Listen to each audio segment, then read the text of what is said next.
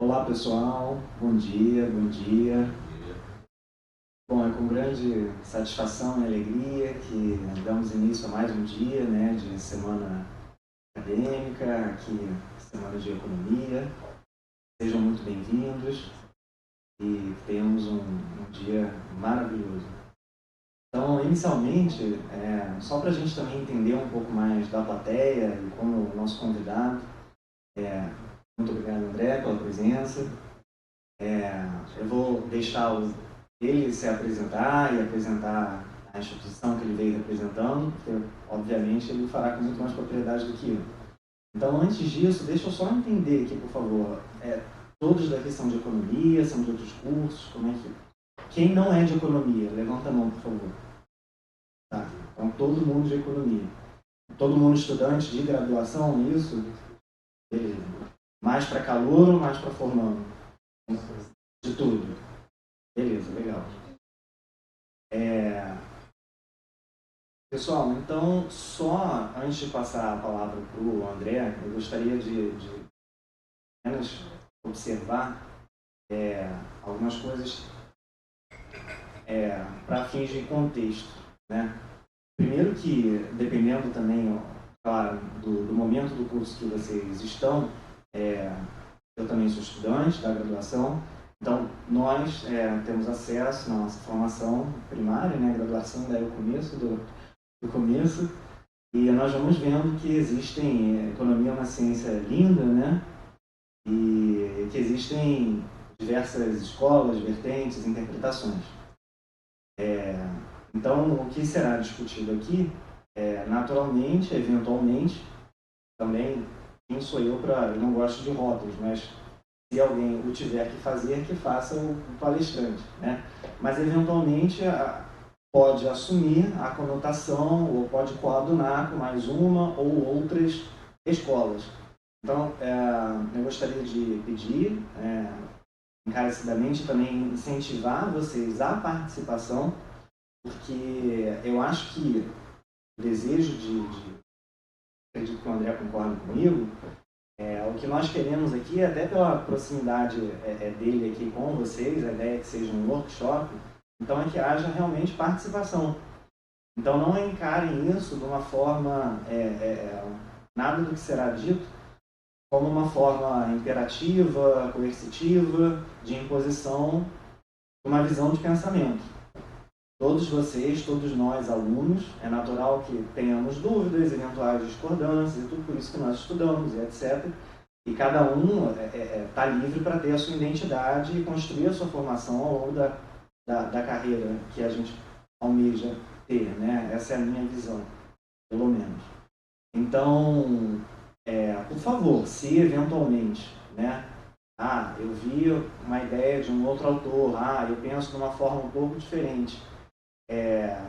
Faça perguntas quando for, quando, obviamente, né, não precisa necessariamente interromper, né, a palavra do palestrante, mas ele vai dar oportunidade para vocês a se manifestarem, né?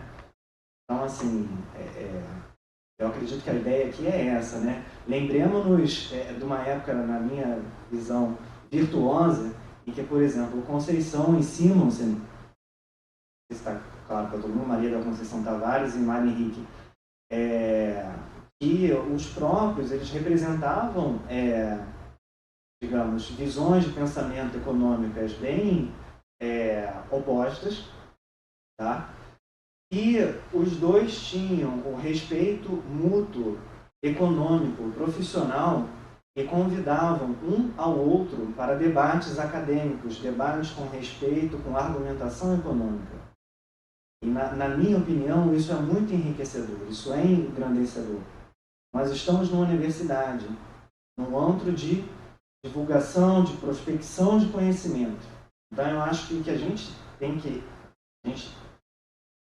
eu, como estudante, o que eu busco evitar são visões que coíbem, que cerciam a nossa forma livre de pensar.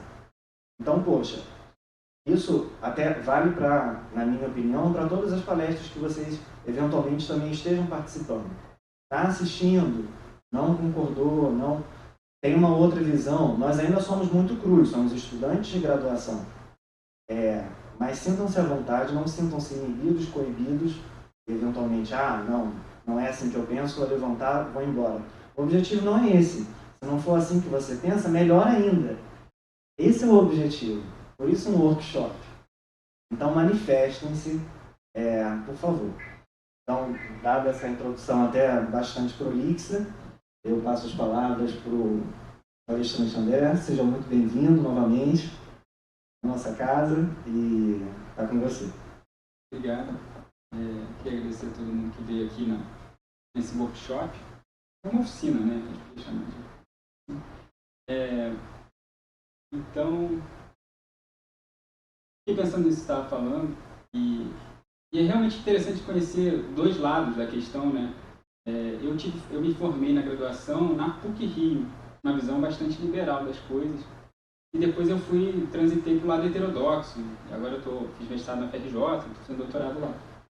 E o fato de eu ter feito a graduação na PUC durante algum tempo, eu ter sido um liberal, me dá uma visão muito mais aprofundada do debate, sabe? Isso é muito interessante, que às vezes a gente fica só recusando o outro lado e não entende a lógica dele. E é muito importante.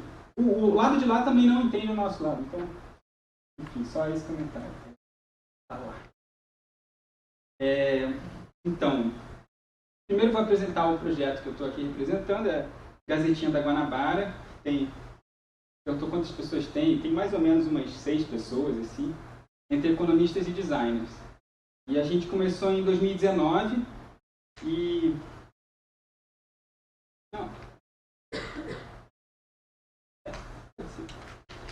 no meio de um debate fiscal, estava... primeiro ano do governo Bolsonaro, está tendo reforma da Previdência, e aí a gente queria... eu estava sentindo muito que tinha uma argumentação sendo proposta pelo lado liberal do debate, e que ela tinha uma nuvem de meios de comunicação na mídia, vídeos no YouTube, seja lá o que for, muitas imagens, muita metáfora assim, sobre fazer a conta, mais contas da casa, né?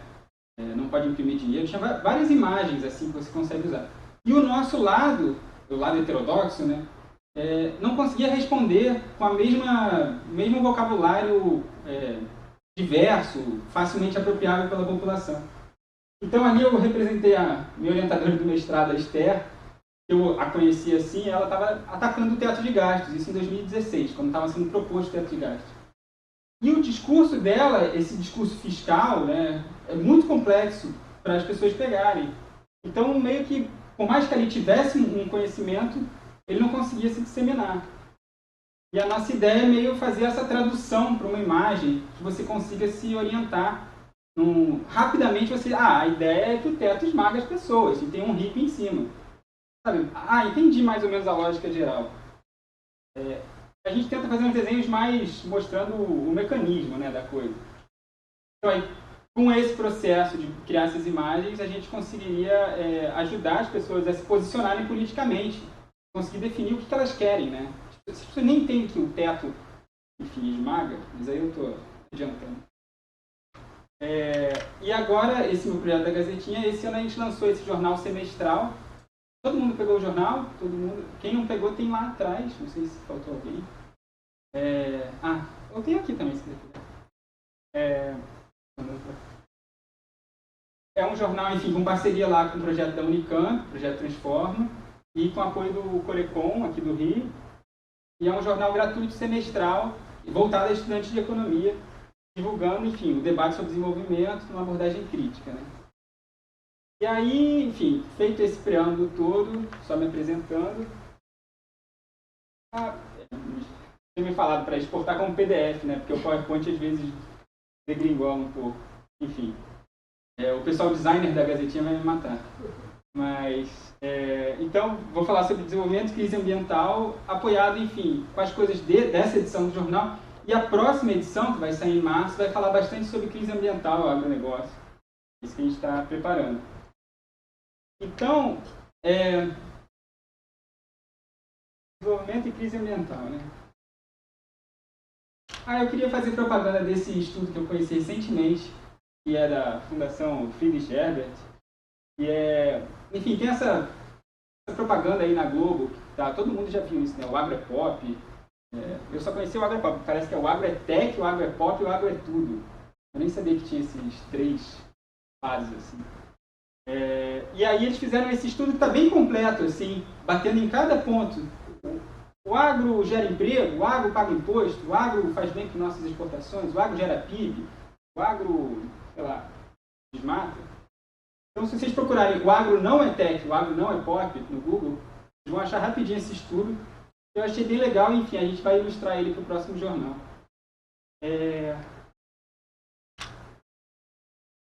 Enfim, quando vocês pensam em emissão de gás carbônico, vocês sabem como que o Brasil emite gás carbônico? Alguém já conhece esse debate? As emissões de gás carbônico no Brasil versus o mundo, sim. Conhecem? Muito do processo de aumento da pastagem, do gado, liberar espaço para poder fazer mato para poder comer, pastagem. Processo. Enquanto no mundo tem muita emissão por, enfim, processos industriais, queima para fazer combustível, né, termoelétrica, aqui no Brasil a termoelétrica está ali azul, né, e os combustíveis. Processos industriais é cinza, ali pequenininho.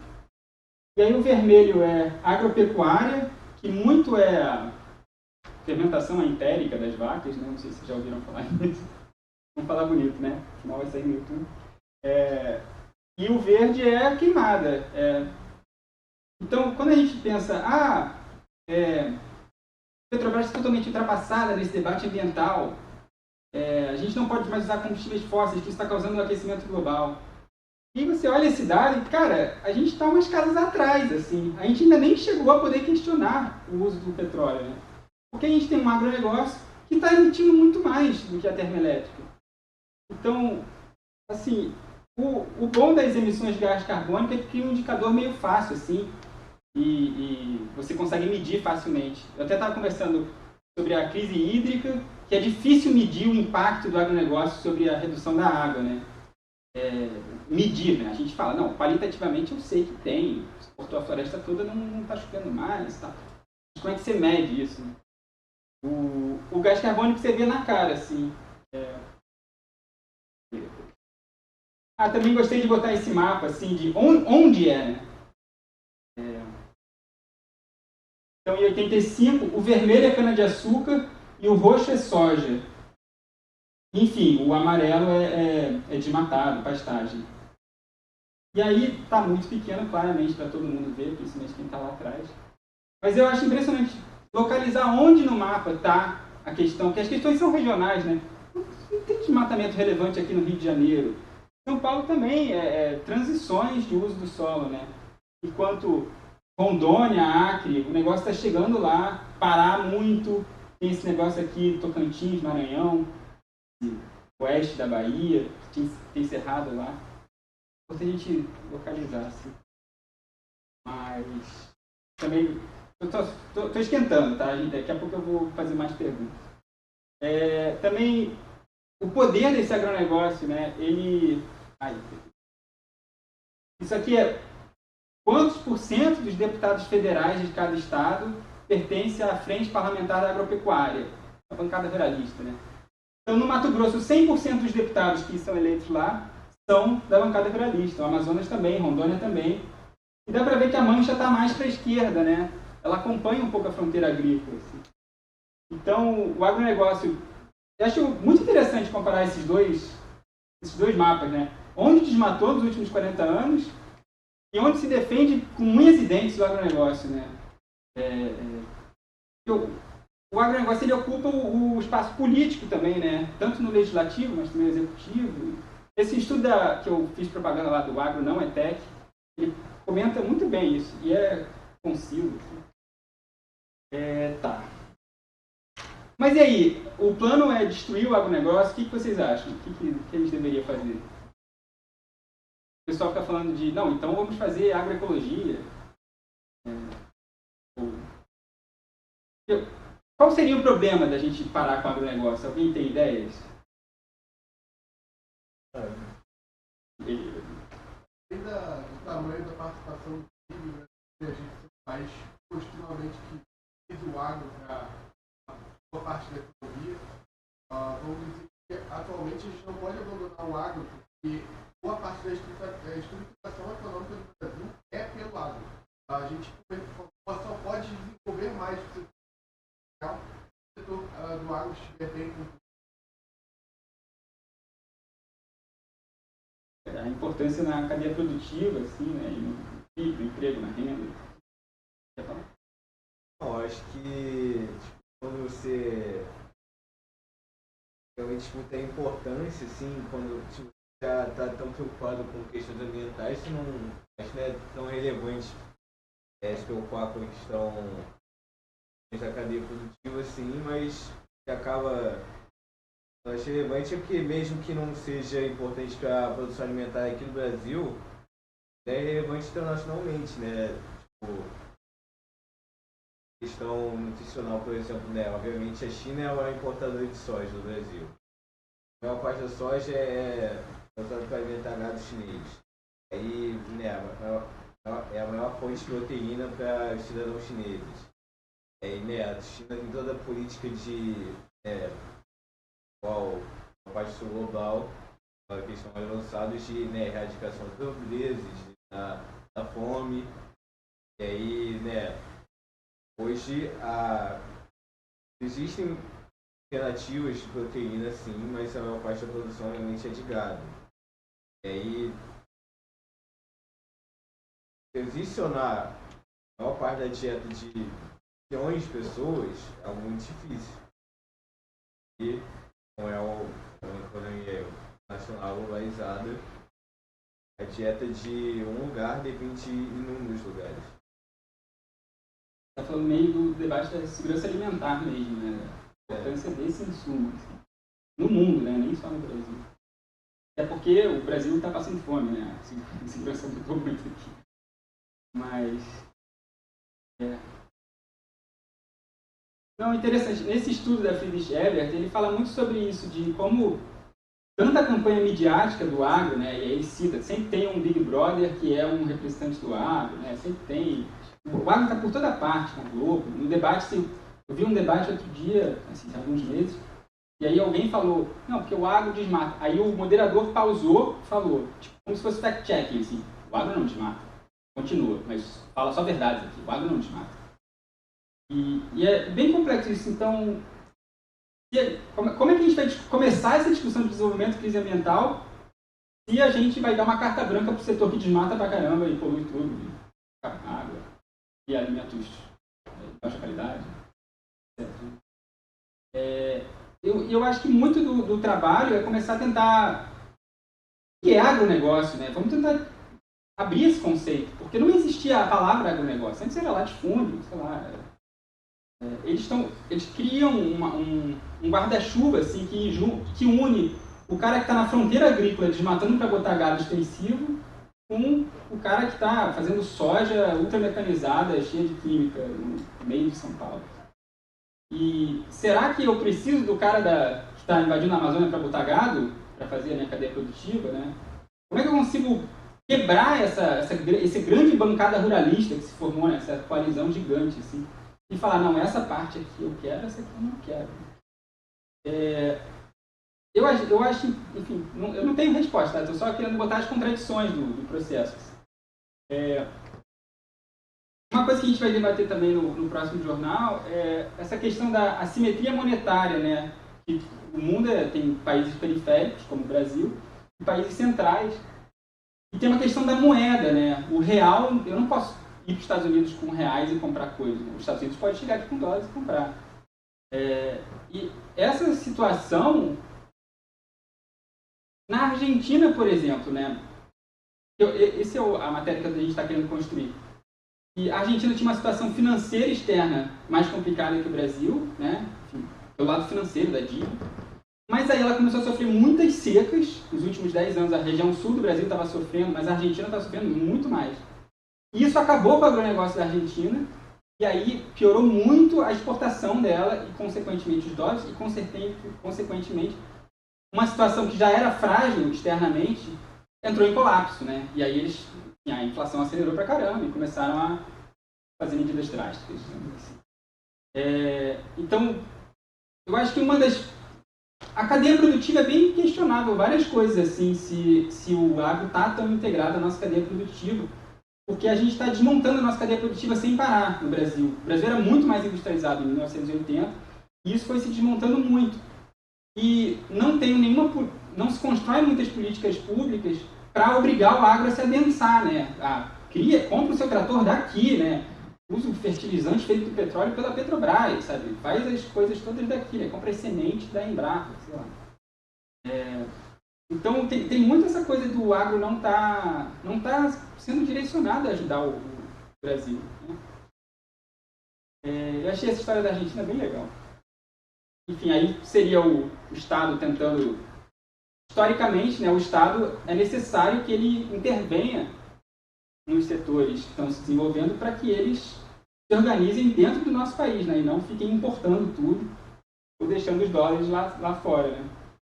Então tá aí, seria o Estado, né, importando a tecnologia necessária para fazer as coisas. Isso é da história do Brasil.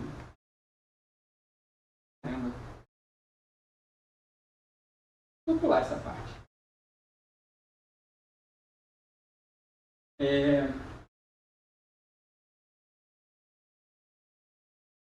A gente imagina uma narrativa na nossa cabeça, mas como criar as pessoas conversarem sobre ela?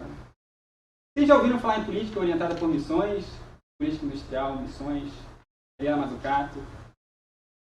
Então, é sobre esse carinha aí. Esse carinha aí, o governo que faz a substituição de importações, né, é uma figura meio clássica do século XX. E hoje, como é que seria isso, né? Qual é a atualização desse debate para hoje? Em que a gente não quer fazer... No século XX a gente falava, vamos fazer o carro brasileiro. Agora, dane-se o carro brasileiro, né?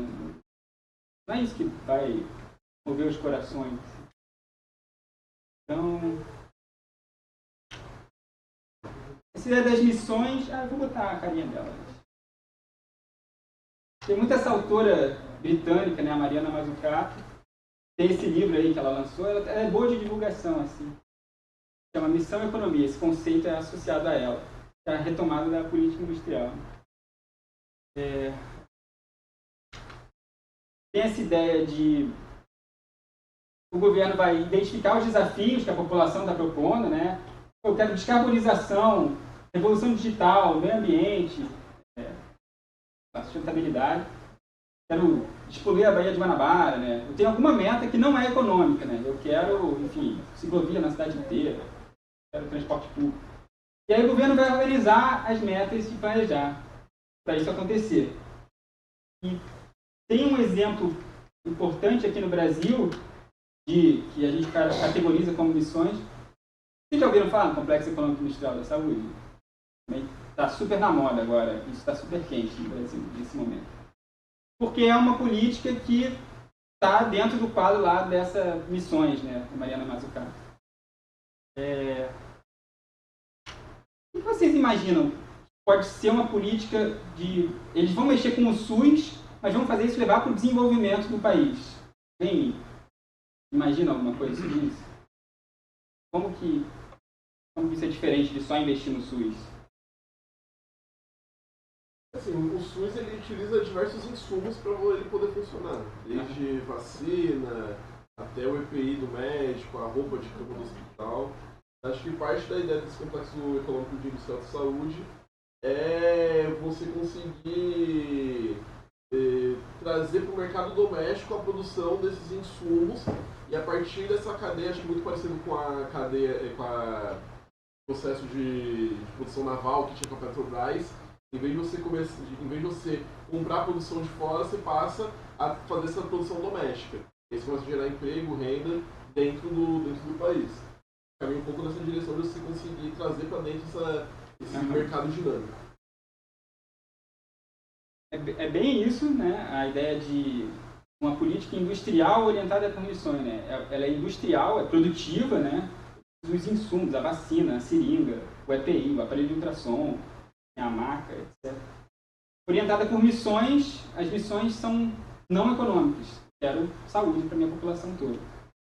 Então, Isso é meio que, quando a gente vai para o debate de, cara, a gente está se ferrando com o agronegócio, ele está só destruindo o meu país. Então eu tenho que pegar uma parte, começar a desmontar esse conceito, né, para tirar as piores partes dele e conseguir não desmatar mais a Amazônia, etc. E obrigar eles a não desmatar a mata ciliar, não usar tanto agrotóxico. Mas outra coisa é o que eu boto no lugar, né? Se não vai ser o centro dinâmico do meu país, não vai puxar a minha economia, o agronegócio, e muitos estudos dizem que ele não puxa a nossa economia, né? A economia está de serviços e sobrou da indústria. O agronegócio ele é muito enclave, né? Se eu não vou confiar tanto no agronegócio, o que eu boto no lugar, né? E aí então eu vou fazer uma industrialização, bota a Petrobras para fazer mais combustível, que eu vou fazer carro para o Brasil inteiro. Sabe, isso está meio fora de moda, né? Então, eu acho importante a gente conhecer que se a gente vai falar de, desenvolvimento e crise ambiental, a resposta nos países do norte, né, do norte global, a esse problema, a resposta que está se construindo, né, é essa coisa de criar uma missão ambiental, tentar direcionar a indústria para isso, né, obrigar, vamos fazer carro elétrico é uma porcaria, né, não resolve nada, mas vamos fazer placa solar, vamos, sei lá, coisas mais recicláveis. Tem uma missão que a Mazzucato conta muito, que é vamos tirar os plásticos dos oceanos.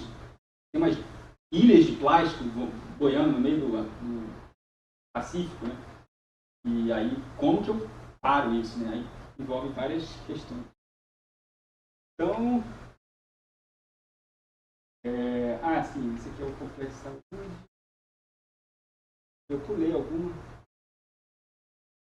Essa aí seria meio a retratação da ideia da nova política industrial contra a velha, assim. E aí ele está falando, preciso de novos ingredientes para fazer um desenvolvimento ideal para o meu povo. Não posso deixar nenhum de fora. A nova política industrial jovem. E atrás tem um velhinho, velha política industrial. Vou seguir a mesma receita de sempre, dessa vez vai dar certo. Eu tenho que ler tudo, né? Porque ninguém está conseguindo ler daí de longe. Aí no carrinho do jovem está direitos, saúde, meio ambiente, tecnologia, desenvolvimento, crescimento. E no do velho está crescimento, crescimento, crescimento e crescimento. Nesse sentido, parece que a nova política é só boa, assim, né? Pô, então muito melhor fazer assim. Consegue pensar algum problema da nova política industrial?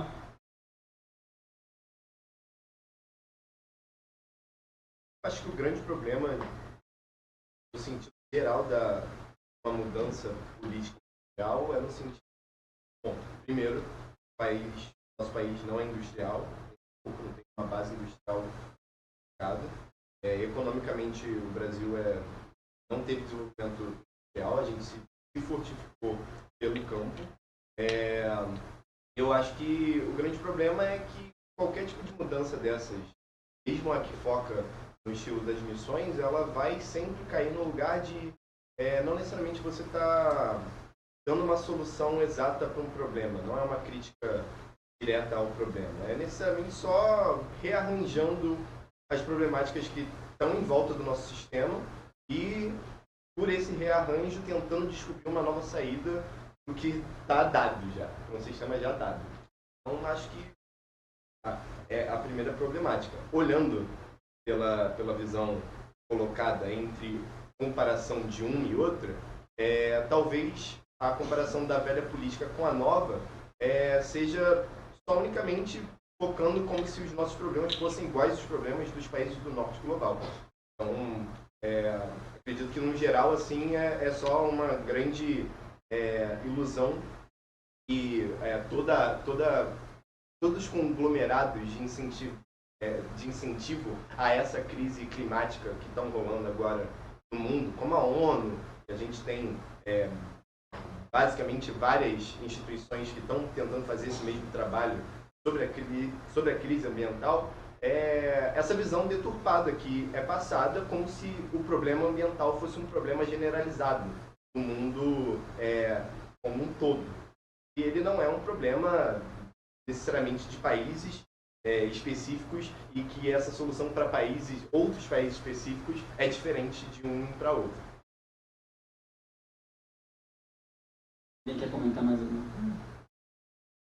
Eu acho que seria um cenário muito perfeito essa nova.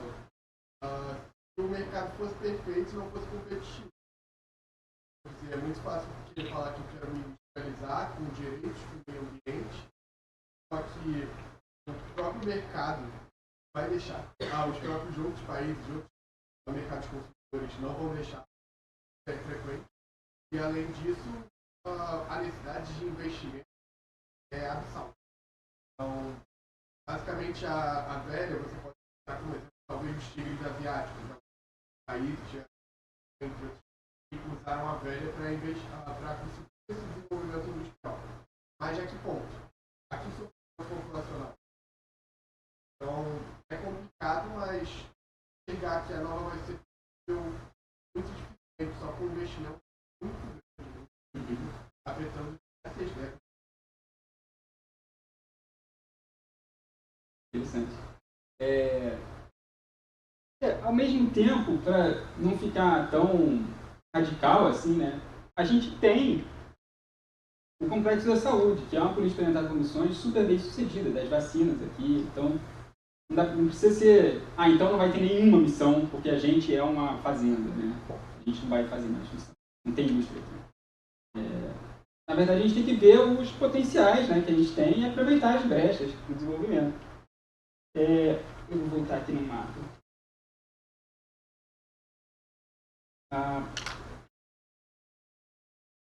Você falou que a gente não tem nenhuma base industrial, né? E eu achei interessante você colocar isso. Não é que não tem, é só que a nossa base industrial não é o que sustenta a nossa economia. Em geral, a nossa economia não é sustentada pela base industrial e a formação industrial não foi pensada do Brasil ser um país industrial. E gira em torno da dependência dos países do sul global não terem a sua independência industrial. Uhum. Então, não é que não tem. Também é erro meu colocar um extremo. Claro. Porque eu acho que eu gosto de puxar sempre a questão para o regional no Brasil, porque você falar que no Mato Grosso não tem indústria, ou no Tocantins, ou no Amazônia, e lá é só o agro, e se eu parar o agro, como é que eu vou ter renda nesse território? Isso é uma questão complexa. Mas São Paulo é uma questão também, porque São Paulo tem um agro muito forte, né, intensivo em tecnologia e tal. Então, mas São Paulo também é o estado mais industrializado do Brasil, né? E São Paulo tem mais os dois caminhos. Aqui no Rio, a gente tem uns frangalhos de indústria, mas que estão aí, né? Tem a refinaria de Caxias, tem a CSN, né? Tem as coisas da Fiocruz, né? Os laboratórios, Parmanguinhos. Também não dá para falar que o agro não é industrial hoje, né? Ele sendo tão intensivo em capital, ainda que não no formato do, vamos colocar assim, que você tenta com Petrobras e CSN, mas hoje o agro ele é uma agroindústria. Então ele tem indústria de processamento, tem indústria, o próprio transporte agro, os bens de base para produção, colheitadeira e tudo mais. Isso também faz parte de uma indústria. O que não dá pra gente falar é que o agro ele é uma indústria que consegue coletivizar os seus ganhos. É uma indústria altamente concentradora de renda, intensiva em capital e que também tem externalidades negativas ambientais muito grandes. E com uma tradição liberal, assim, de odiar o Estado, né? Só que é o crédito do Estado e os subsídios.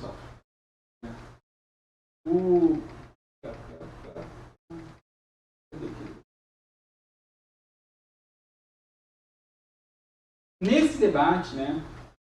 Eu não vou responder nada, tá? Eu só vou ficar botando contradições na mesa, mas acho que vai ficando interessante, assim, o debate fica mais real, né? Vamos evidenciar que a gente não tem a resposta, né? A gente está falando tanta a verdade nas redes. Não sei se vocês acompanharam esse debate da NIB, da Nova Indústria Brasil, que foi esse ano, o governo Lula lançou um programa de... A ideia é que seria de política industrial orientada por missões, nesse molde lá da Mariana Mazzucato, esse molde super moderno, né? Você vê que esse debate está muito quente atual, né? Esse negócio complexo da saúde, essa NIB, isso está, tipo... Que é como que a gente coloca algo em vez de ser só um país primário, né? Então, enfim, depois eu explico essa metáfora aí da orquestra. Mas esse programa da Nova Indústria Brasil, eles colocaram 6 missões. E as missões que eles botaram, aí vai entrar no YouTube e vai estar eu falando mal do governo, né? São missões que, quando a ideia da política industrial orientada por missões a missão não econômica vou vacinar a população. Qual é a missão? É todo mundo ter vacina. Isso é uma coisa muito clara. Eu vou tirar o plástico do oceano. Vai ter um oceano sem plástico. Aí as missões que foram lançadas esse ano, eu acho que elas mostram um pouco o quão difícil está construir essa política industrial no Brasil. Porque a missão missão 1, cadeias agroindustriais sustentáveis e digitais para segurança alimentar, nutricional e energética. Segurança energética é fazer biocombustível, né? Segurança alimentar é alimentar o meu povo. Ela é digital também, enfim, sei lá, o que é essa missão? Eu fico confuso você está falando de álcool, de alimentação, de exportação, né? De digitalização A missão 2 é mais palatável, até porque é uma coisa que já existe. Complexo Econômico e Industrial da Saúde. Resiliente para o SUS, ampliar saúde, SUS, enfim, segue lá o Carlos Gadelha, que já tem uma coisa estabelecida. Essa missão 2 é mais difícil. As outras são mais vagas ainda. Aí infraestrutura, saneamento, moradia e mobilidade sustentáveis. Tudo, né? Enfim. Isso já mostra um problema que essa política não está clara. E a ideia de uma política orientada por missões é que ela seja muito clara, porque a gente precisa que a população defenda ela. Quando tentaram destruir a Fiocruz, né, o Butantan, todo esse processo de acabar com a vacinação, o Brasil tem uma conscientização muito grande da importância do SUS, né? Isso barrou um pouco esse avanço para o desmonte. Então, isso tem na ideia da Mariana Mazzucato. A gente vai retomar o Estado propositivo de uma maneira que engaje as pessoas, né? E eu preciso de uma bandeira. E a minha bandeira não pode ser uma coisa, um Frankenstein estranho, assim. Então, enfim, isso mostra que o debate está começando, né, uma proposta no Brasil, mas está com várias dificuldades. E aí vamos dizer, o governo vai organizar vamos fazer, como é que era? As cadeias agroindustriais da segurança alimentar e energética, né? Aí a gente botou o governo ali numa orquestra, né? Para tornar a NIB mais do que uma ideia, o desafio é coordenar e convergir os diversos órgãos públicos em um mesmo projeto de desenvolvimento. Normalmente a gente pensa esse maestro, né, do governo com a economia, né? E tem vários industriais, a população. E essa cena aqui é diferente, né? Enfim, tá pequeno para todo mundo. Mas tem no jornal, né? Você abre o jornal na primeira página, tem ali, né, essa chave. Os personagens são o Ministério, o FINEP, um programa do PAC e tal. O que vocês pensam nisso, quando dando tanto enfoque para dentro do Estado, né?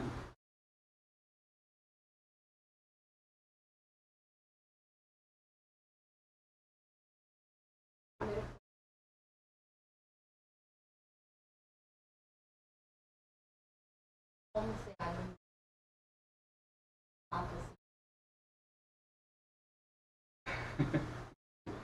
A Heineken faz a cerveja com energia verde, né? É um conceito em disputa, né? O que a gente vai obrigar, né? Posso ser vegano e falar que ele não pode testar animal, não sei o que lá. Mas, com certeza, a gente pode estabelecer uma série de critérios, né? Que ele tem que cumprir. E o sustentável, às vezes, envolve o social também, né? A gente fala socialmente sustentável, que aí eu já não sei o que quer dizer realmente. Eu não sei se eu tenho como te dar uma resposta, assim. Talvez você tenha, não sei. Quer falar mais sobre? Não, é porque eu acho que abre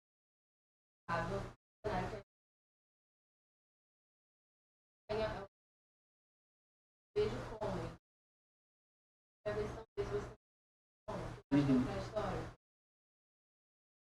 tem um debate de tipo, enfim, que também tem todos os seus problemas, mas se aumentar a produtividade do agronegócio e vou tornando ele mais tecnológico e não desmata mata ciliar, não usa tanto veneno, etc. E aí eu não preciso expandir a fronteira agrícola, só com essa terra aqui eu posso continuar.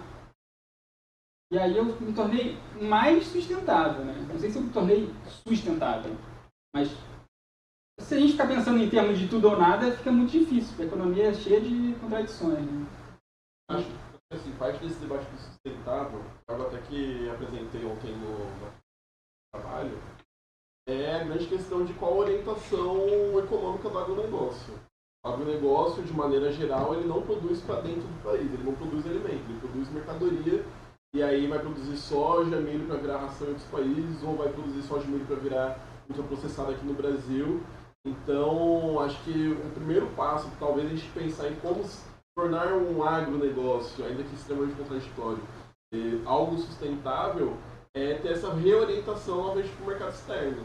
Porque, por exemplo, grande parte da soja, ela teve uma expansão da área plantada dela, não porque ela expandiu para dentro da Amazônia.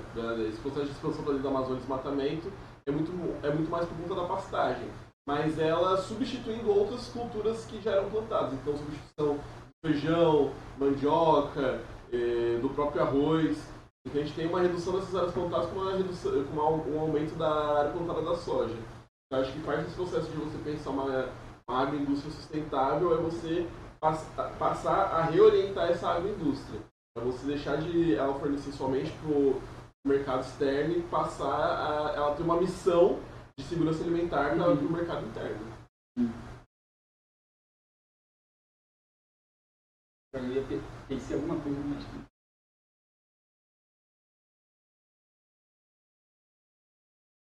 Muitas coisas que a gente debateu. Droga, perdi o fio da minha. Alguém quer comentar mais alguma coisa? Eu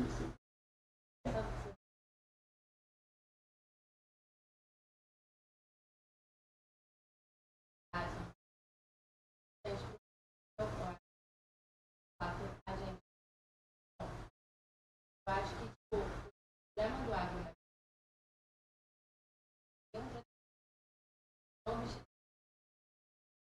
a nossa sobrevivência, a nossa.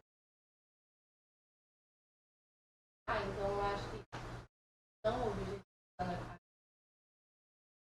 eu acho que tipo, seria ou valorizar a agricultura então da forma como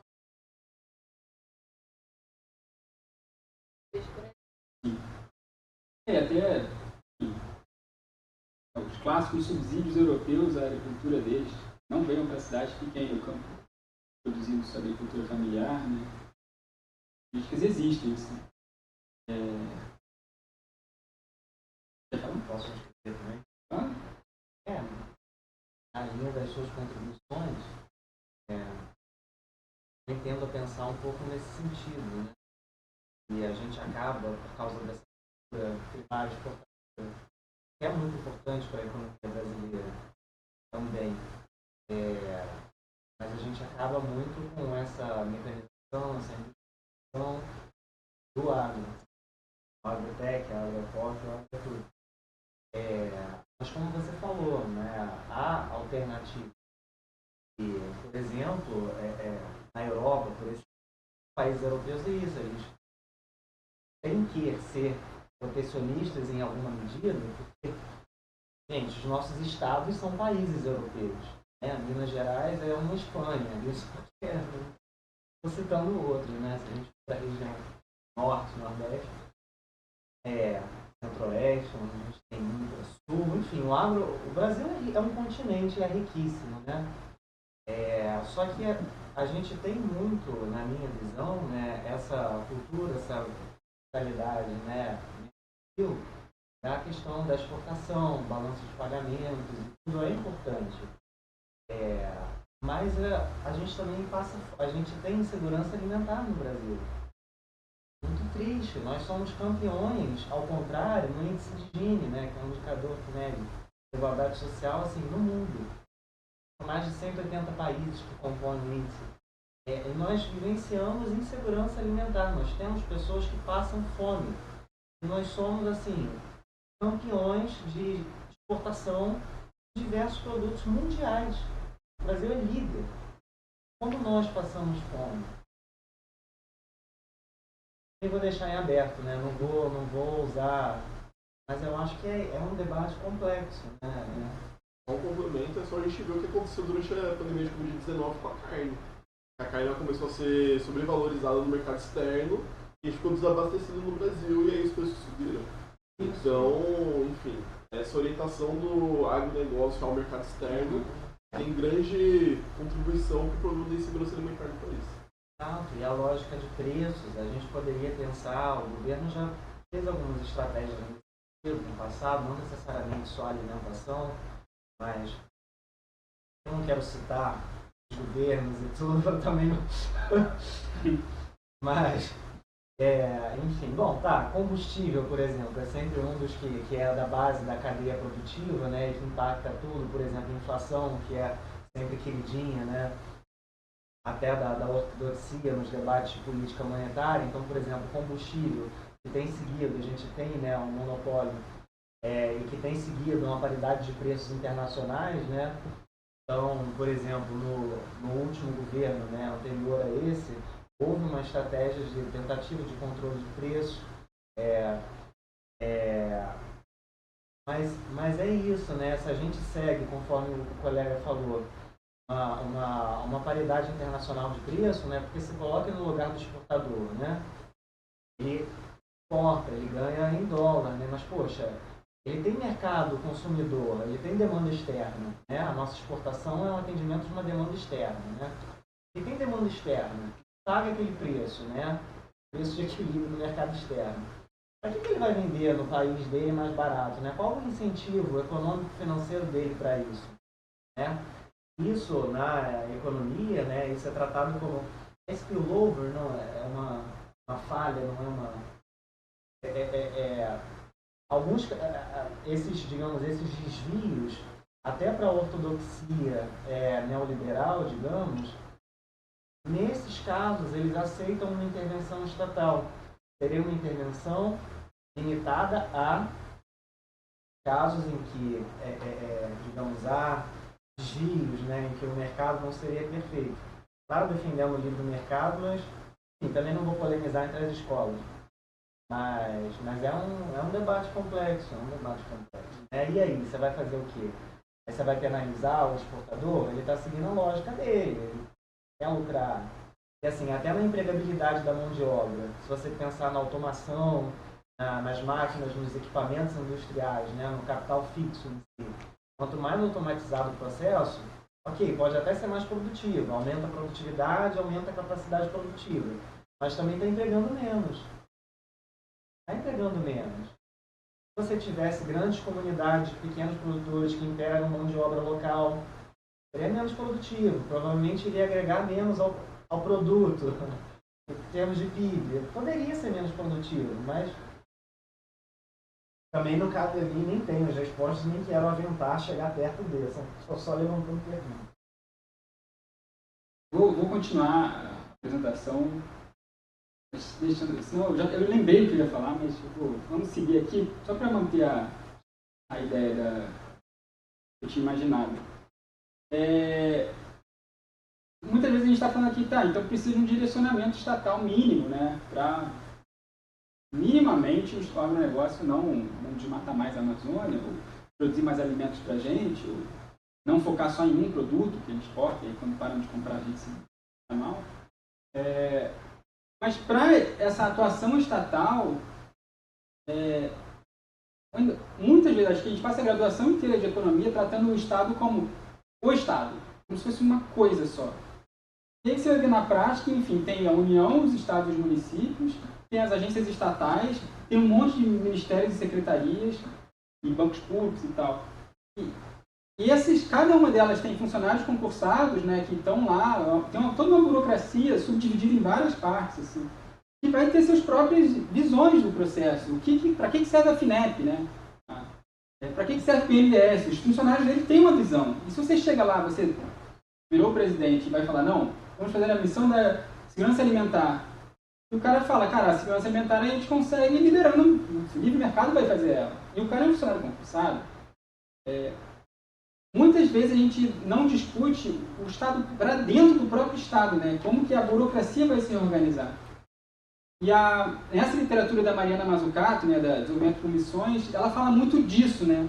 Tem essa visão de o governo tem que ser um maestro para fora dele, né, para a economia, coordenar, mas ele tem que ser um maestro dentro dele. Ele tem que conseguir convencer o resto da burocracia que a mudança é que a missão é essa. Se a população precisa entender qual é a missão, os burocratas precisam entender muito bem qual é a missão, né? E isso é um problema. A gente estava sendo consultado, a Gazetinha, né, para criar imagens para explicar uma parte da NIB para os burocratas, assim, para eles tentarem, tipo, em vez de ter que fazer 20 reuniões, fazer só 5, sabe? Sei lá, vamos tentar agilizar um pouco essa disseminação da nova cultura administrativa que a gente quer botar dentro do Estado, né? Então, eu acho que depois que a gente fez o desenho, eu achei interessante de ele não ser o governo olhando para a economia, mas o governo olhando para ele mesmo, né? E isso ser complexo. Uma coisa que é pouco falada, assim. Enfim, tem também um debate que a gente estava fazendo uma série de vídeos sobre debate fiscal e tal, e aí veio esse problema. O que a gente quer chegar, né? Qual é o objetivo? Antes a gente colocava só desenvolvimento, mas aí, desenvolvimentismo na história do Brasil concentrou renda pra caramba, desmatou o negócio todo, sabe? Criou uma indústria frágil, sei lá. Então a gente começou a qualificar, né? Desenvolvimento com justiça social e ambiental. E aí parece que... então eu estou imaginando... Isso é só um problema lá que eu estou trazendo para vocês. A gente quer chegar num lugar parado. É para a gente tentar imaginar isso, né? Um lugar parado que a gente quer chegar. Ou a gente tem que tentar imaginar um lugar em transição. Não faz entender? Tipo, eu quero chegar naquela sociedade em que todo mundo ganha o dinheiro para comer bem, a política, todo mundo se respeita. Tipo, como é que eu chego nesse lugar, né? A questão não é o lugar perfeito, a questão é chegar, assim. Então, é um pouco isso que a gente estava falando de... não temos indústria, então agora é só agricultura. Mas o complexo da saúde está ali. Eu posso ir aumentando ele, né? Tem coisas imediatas que eu posso ir fazendo, assim, sem cair nesse negócio de tudo ou nada tão grande, assim. Eu quero a sociedade perfeita. É impossível. Então dane-se tudo, vou trabalhar no mercado financeiro. Porque muita gente está assim, né? Na graduação de economia está assim, né? Como se diz? Né? Decepção, né? Desacreditando, né, de que tem opções em jogo.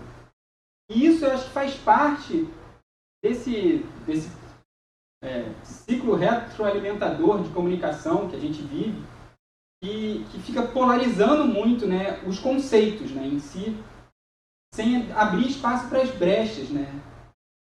Várias discussões sobre esse desenho da utopia para a gente, e a gente botou um pessoal se manifestando ali. E se eles estão se manifestando, então tem conflito, né? Depois eu fiquei querendo fazer esse desenho mais conflito, sabe? O processo de desenvolvimento que a gente está tentando chegar, ele não é um ponto de chegada, ele é um ponto de transição, né? E como que a gente chega nesse ponto de transição? Enfim, questões de quando se tenta desenhar o que está na ponta da seta, né? Alguém quer falar sobre isso? Eu queria... Aqui tá com... Vocês são minhas cobaias, tá? Eu estou usando tudo isso para a próxima edição do jornal.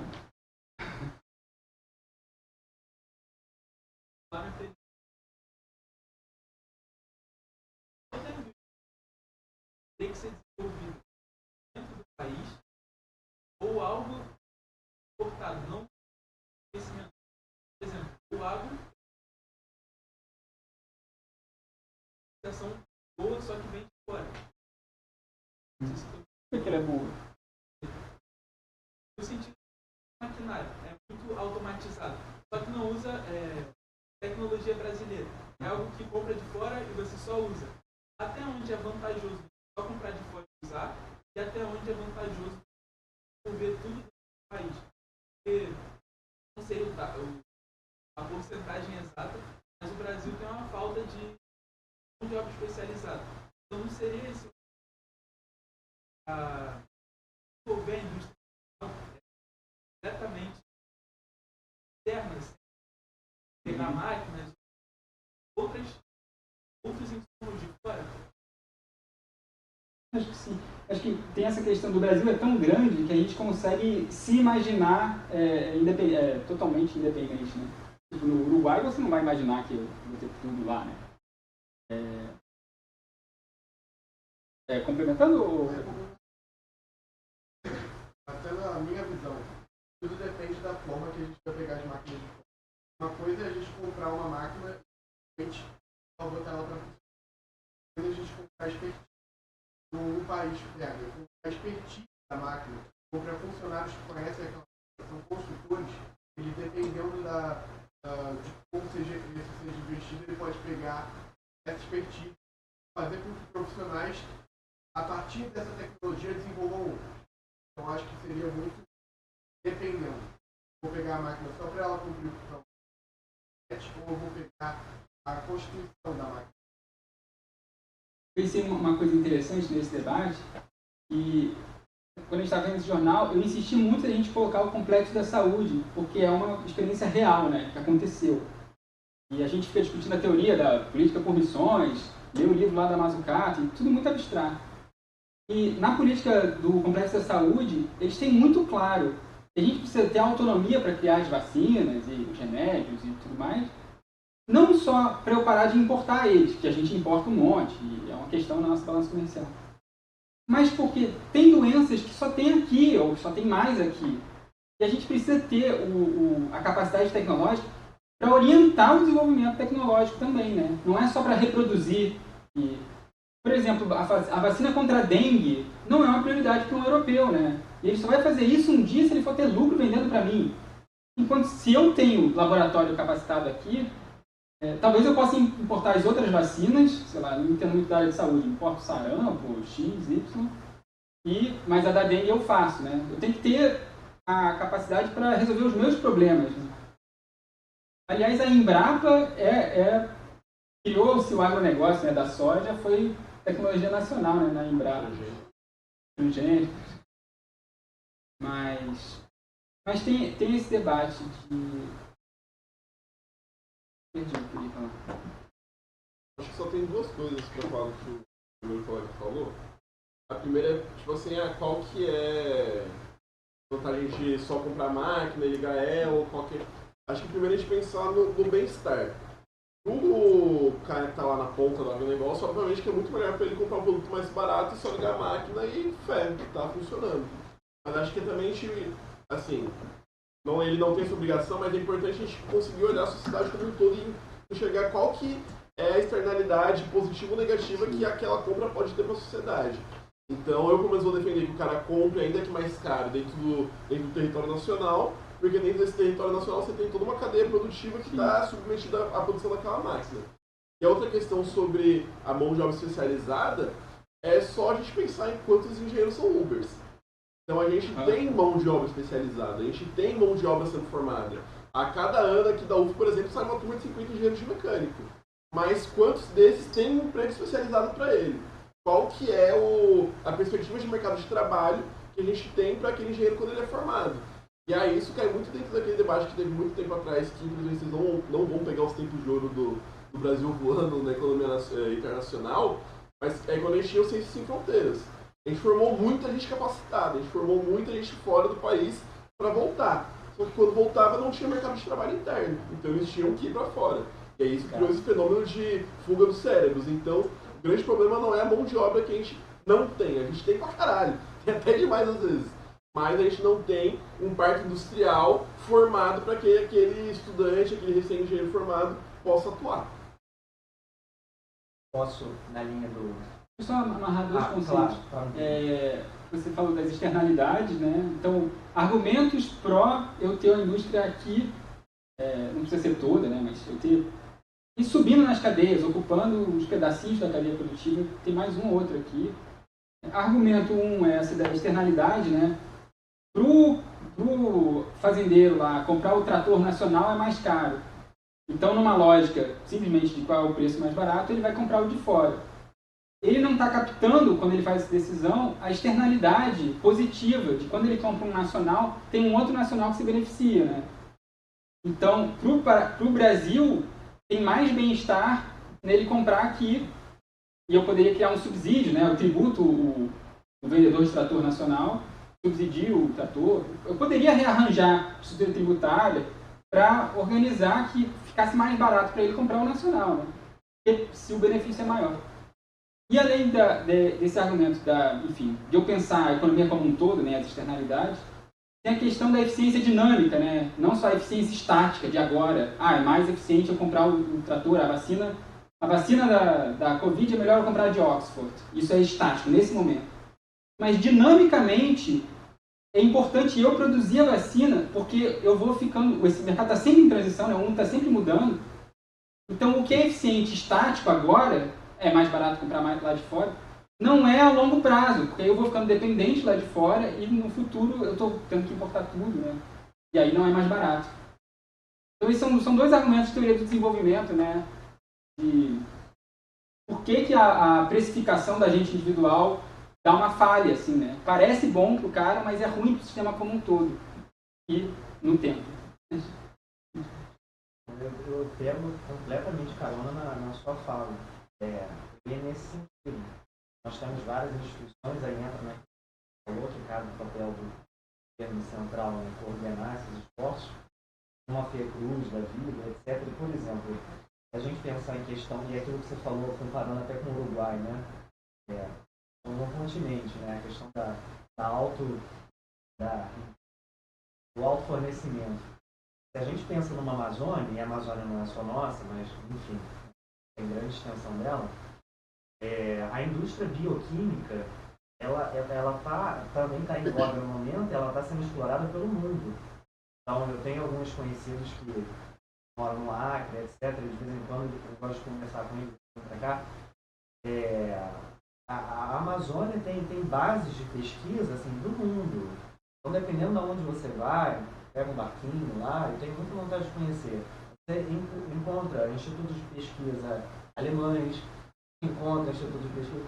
O mundo, aí eles vêm para cá, eles desenvolvem as tecnologias da vacina, foi um caso excepcional, né? Covid, questão do equilíbrio estático e dinâmico. Naquele momento a gente já teve uma vacina, faz sentido a gente comprar, né? As pessoas estão morrendo, tem que comprar de quem foi o primeiro. Mas não faria sentido talvez a gente investir mais. A indústria bioquímica, na minha opinião, seria um gap que a gente poderia investir.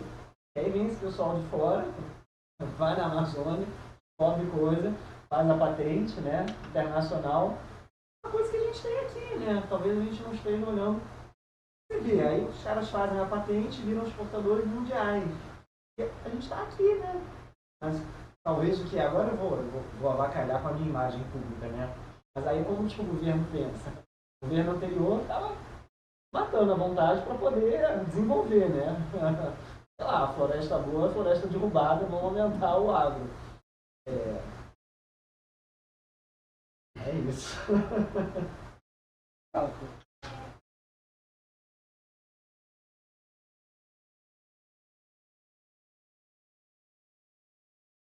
Não estou conseguindo te ouvir direito.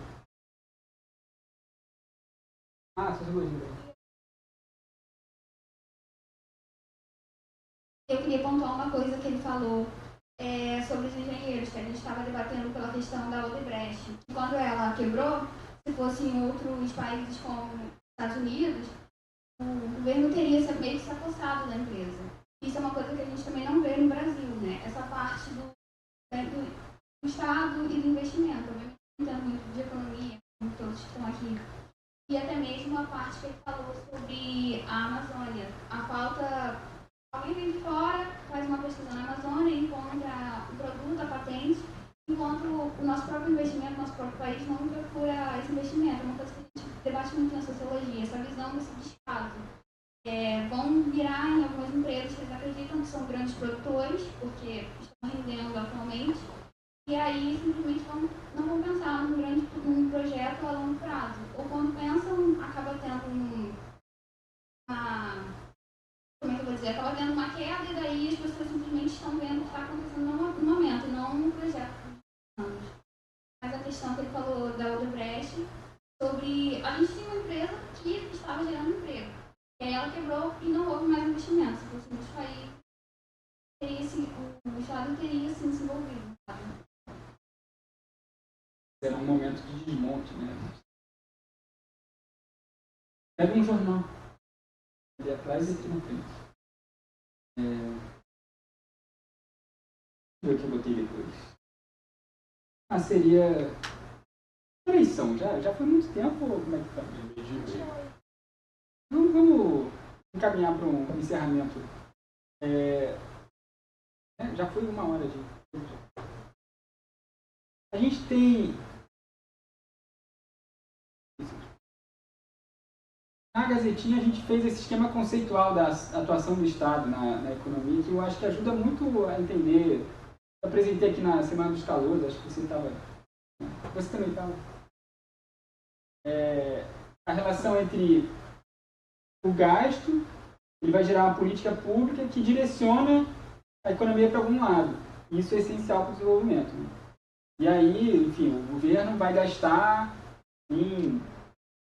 Pô, quero que o agronegócio agora não desmate, aí ele gasta em fiscalização, que é a política pública da fiscalização, isso gera o direcionamento de não desmatar, isso é bom. Ou o governo deveria só investir em crédito de carbono e deixar o mercado se autorregular. A gente pode ficar debatendo pra caramba qual é a política pública mais eficiente, se é com mais Estado, menos Estado, se o Estado está na posição de regulador, na posição de quem faz, como é que ele atua. Mas no processo de desenvolvimento, a gente precisa do elemento do crescimento da renda também, né?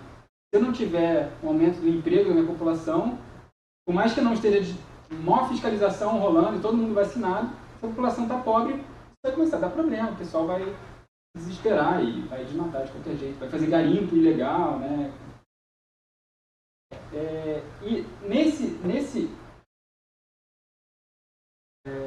nesse esquema, a relação do gasto com o crescimento é uma coisa que foge do debate, né?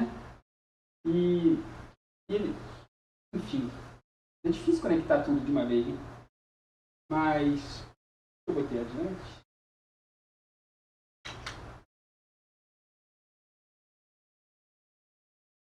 Que eu entro nisso mesmo? Deixa eu ver o que vem depois. Isso vocês já viram, por isso que eu estou achando meio... E aí depois vem as regras fiscais. O que vocês querem ouvir falar? Sobre como que funciona o Estado ter lucro, né, e pagar suas contas? Ou sobre como as nossas regras fiscais são totalmente autodestrutivas? É o 2? Todo mundo quer o 2? Eu achei mesmo. Estava meio parado aquilo, né? Então, atualmente, tinha a regra do teto de gastos, né, que ganhou muita visibilidade. E o jornal está com uma grande matéria sobre as duas regras fiscais que a gente tem, né? A meta de resultado primário e o novo arcabouço fiscal. E, enfim, essas coisas mandam no nosso país. Né? A gente aborda um pouco a meta. Eu acho que eu ocultei um slide. Seria legal mostrar. Mas a meta de superávit, né? Enfim, aquela coisa, o jornal bota assim, a família tem que gastar menos do que ela ganha para sobrar um dinheirinho e pagar suas dívidas. Essa é a regra do superávit. Tem, sei lá, em latim, superávit. Né? As palavras estranhas que a gente erra. Aí, no caso, a gente teve uma história que nos anos 2000 a gente estava tendo superávit pra caramba, né? O azul é as nossas receitas e o verde é os gastos. Então o azul estava acima dos gastos, a gente estava sobrando superávit, desde o Fernando Henrique, aí o governo PT, aí a Dilma. Só que aí a economia estava crescendo pra caramba nesse processo aqui. Quando a economia começou a cair, no final de 2014, o governo, aí a gente chama de corte de gastos, mas é aquelas coisas de economia super chatas, né? É uma desaceleração dos gastos. Os gastos pararam de subir na mesma velocidade. Uma desaceleração brutal, apesar de ele continuar crescendo, ele está crescendo muito menos. E isso foi feito, enfim, porque a receita azul, né, tinha caído. Aí a ideia é a ideia da política fiscal procíclica, né? Vocês já ouviram falar nisso? O governo, a economia não está muito bem, vou receber menos impostos, então eu vou gastar menos. E aí a economia piora mais ainda, né? Aqui no Rio de Janeiro a gente fez isso com maestria, né? Era 2014, Lava Jato, cortando todos os gastos ali do Comperj, em Itaboraí, né? Paralisando a economia, todos aqueles investimentos que tinham sido feitos, shopping center em Itaboraí, tudo paralisou, largou a obra no meio, a ruína, né? E ao mesmo tempo o governo do estado, estava sem receitas, então não consigo nem pagar os meus aposentados, deu calote em todas as encomendas que o governo do estado do Rio tinha feito na época. Então, isso, obviamente, é muito desestabilizador para a economia.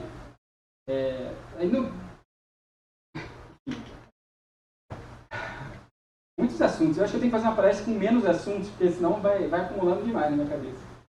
Mas, enfim, essa ideia da prociclicidade, ela ficou muito presente. E não só aqui no Brasil, mas na crise da Grécia, lá que teve nos anos, a partir de 2011, né? Eles obrigaram a Grécia também a cortar todos os gastos dela de repente. E, cara, eu fui ver uns números recentemente, e é uma loucura. A Grécia, o PIB dela cai praticamente pela metade em 5 anos. Assim, decrescimento de 6, 8% por ano durante 5, 6 anos. Assim. A gente teve 2 anos diminuindo 3% o PIB, 2015 e 2016. Isso já fez um impacto terrível, assim, né? Mobilizou tudo. E a partir daqui, a gente tem, em 2016, cria-se o teto de gastos, né? Eu não expliquei muito bem. A minha meta é meio isso, né? Todo ano você fala, ano que vem eu vou tentar fazer sobrar mais. E aí, quando começa o ano que vem, tem um quadrinho no jornal que conta isso bem, assim. Quando começa o ano que vem, eu vejo, putz, eu não vou arrecadar tanto quanto eu pensei, o preço do petróleo caiu, então eu vou ter que cortar uns gastos.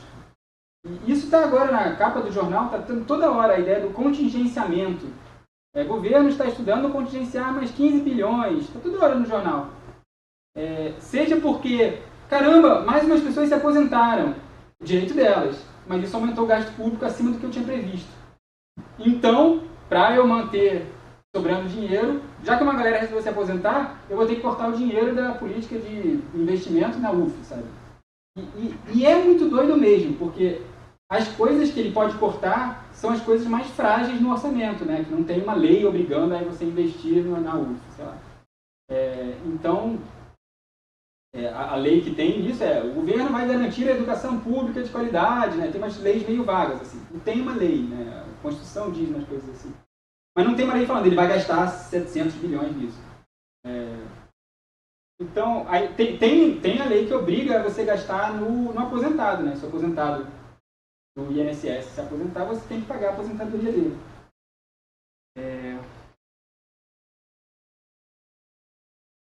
O teto de gastos é a outra regra que a gente teve a partir de 2016 e ele durou até 2022. Não sei quanto, todo mundo aqui sabia que o teto acabou. E volta e meia eu encontro alguém que não é de economia e fala, e o teto de gastos, né? A gente já está há 2 anos com outra coisa. E aí, alguém sabe por que a gente não desenhou um teto? Quem consegue imaginar isso?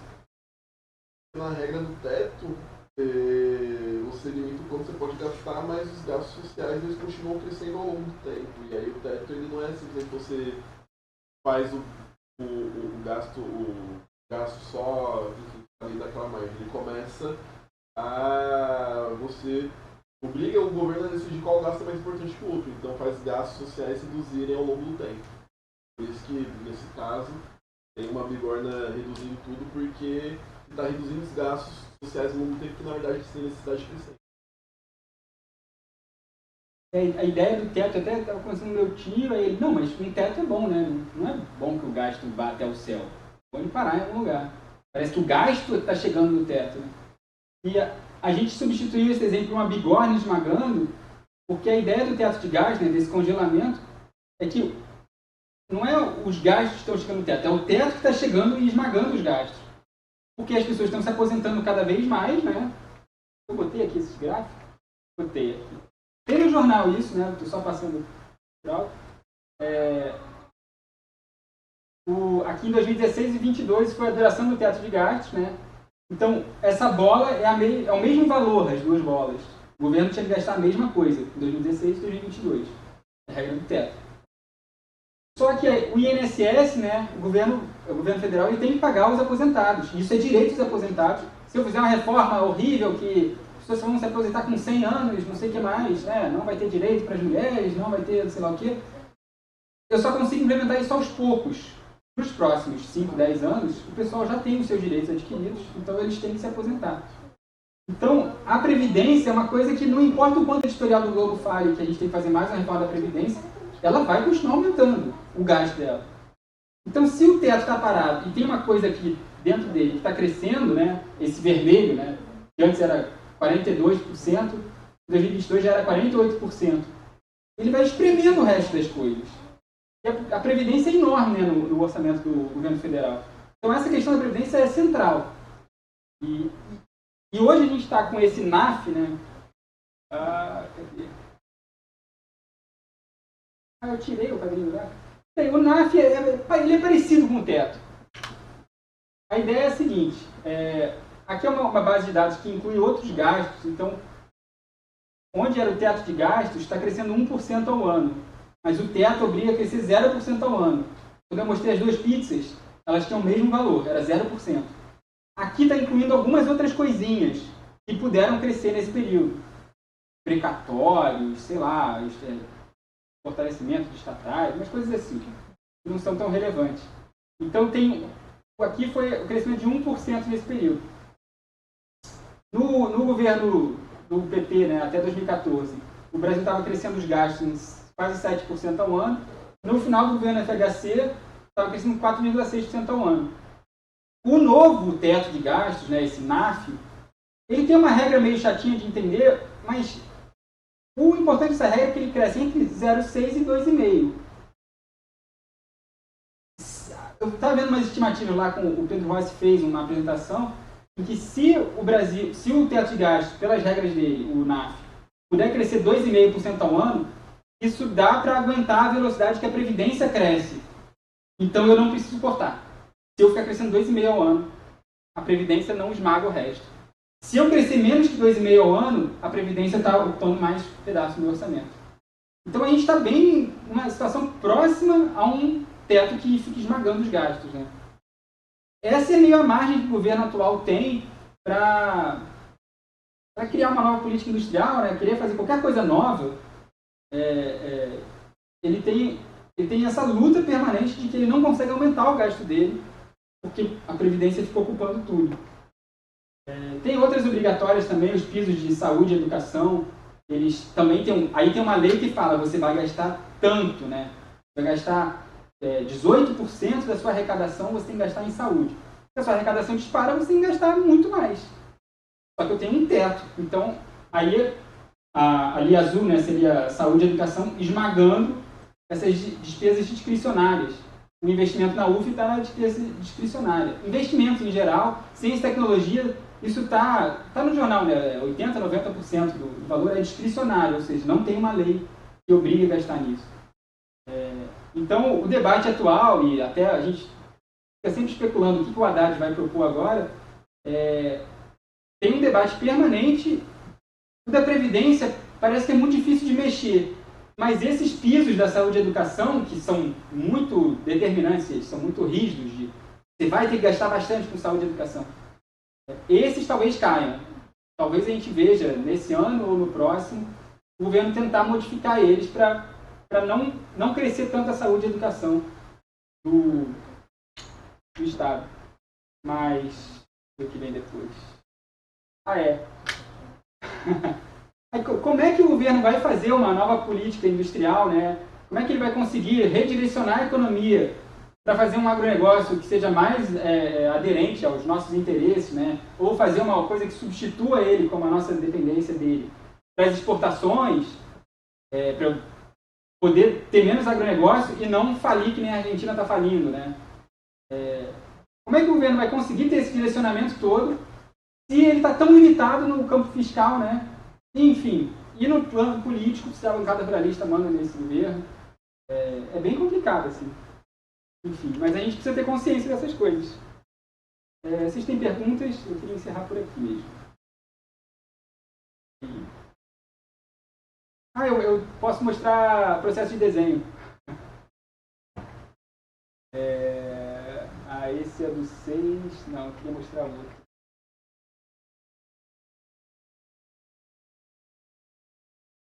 É que eu não mostrei esse desenho do mundo, né?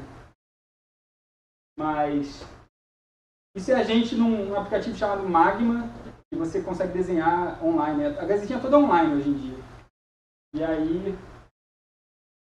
é uma reunião nossa discutindo texto, e aí desenhando o teto de gasto de 1000 maneiras. E aí vai evoluindo assim. Começa num rascunho horrível, né? E a gente vai repensando os balãozinhos, repensando os balãozinhos.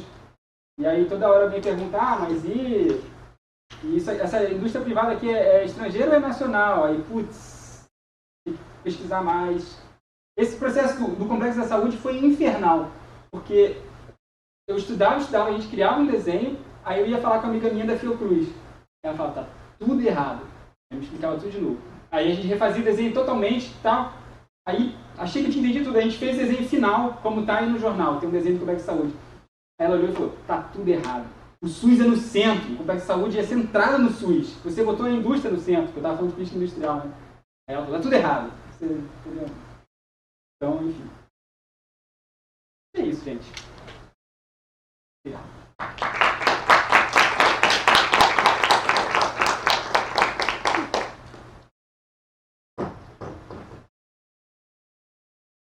Bom, pessoal, André, muito obrigado.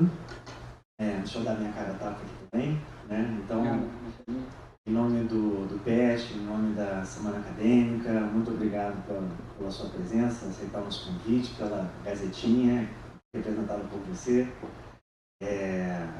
Muito obrigado. Acho que, não sei, eu pelo menos falando por mim, gostei muito. O pessoal acho que também gostou, né? Foi bem participativo, né? Foi bem interessante. Alguém gostaria de algum comentário final, dúvidas, perguntas, polêmicas? Um último momento para a gente criar elas. Então, Eu queria falar que é muito maneiro o que vocês estão fazendo. É muito difícil. Simplificar a economia em desenho. É muito difícil. E eu estava vendo aula entre para algum pessoal de fora pode parecer fácil, mas é muito difícil fazer essa simplificação de termos econômicos. Eu estava vendo da inflação. E não é exatamente a pessoa comum que é. Então, parabéns. Muito legal. Tem todo esse processo de tentar fazer sínteses, né? E que eu sinto que a academia é muito focada em subdividir os problemas, e cada um vai estudar um tijolinho. E quando eu faço um panfleto, um desenho desse, eu preciso apresentar o prédio inteiro, né? Eu apresentei só metade do prédio. A pessoa que não é de economia vai perguntar, mas e aquele outro lado lá? O agronegócio não... sei lá. Como é que o Acre vai viver sem o agronegócio? E eu fico, não sei o que responder. É muito... A gente vê as limitações do nosso conhecimento muito na cara, assim, tentando vulgarizar ele, né? Talvez tenha a economia seja tão excludente hoje em dia porque ela está tão precária, assim, ela não entende de nada, né? A economia a ciência econômica está muito atrasada, talvez. Quando a sociedade vai perguntar alguma coisa, o cara faz uma nuvem de números e tchau. Eu não sei responder. Às vezes mais difícil escrever um artigo é explicar para o público comum que alguns... Eu fiquei achando hoje, faltou uma ligação mais forte, assim. Mas, enfim, estava me arriscando aqui a falar de meio ambiente, que é o tema do próximo jornal, né? A gente não tem desenho de meio ambiente. Acho que eu não mostrei nenhum desenho de meio ambiente. Tinha coisa da saúde, industrial. Mas, enfim, aguardem a próxima edição, sai em março. E vai ter um monte aqui na UF. Sigam o nosso Instagram. Peguem o jornal. Se quiserem distribuir o jornal também, a gente conta com essa distribuição voluntária, né? A gente está contactando gente de economia, de outros cursos também, que se interessem, para levar para o seu curso e distribuir 20 jornais, que seja. Assim. Estou com um monte de jornal aqui, se alguém quiser pegar. É isso. Danilo, se quiser levar para o banco também. Já peguei no final na Faneca já. Boa. Gente, então muito obrigado. Quem não pegou ainda o material ali atrás tem, aqui na frente também com o André. Uma excelente tarde a todos. Eu só vou pedir por gentileza para centralizarmos aqui para a gente tirar uma foto, né? Legal. Vamos?